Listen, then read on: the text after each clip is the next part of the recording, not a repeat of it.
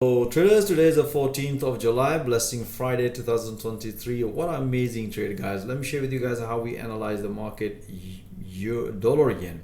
That was the pretty straightforward. If you look at here, that was the major support level, and if you look at this candlestick, beautiful rejection. So we were expecting here some possibility of reversal in 4 hour, and let me explain to you how we analyze the market in intraday. Pretty straightforward. As you can see here, the price is start developing a low high. So the safest trade, as always mentioned to my trader, let the market break recent high after that retest.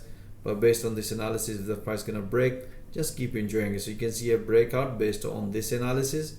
Beautiful breakout. After the breakout, we have another pullback. That's a sign of continuation. If you look at here, momentum was bullish.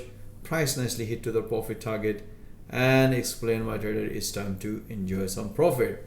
Alright guys, I hope you enjoy this analysis, but I'm very sure you're gonna enjoy this analysis when you're watching it live in real time.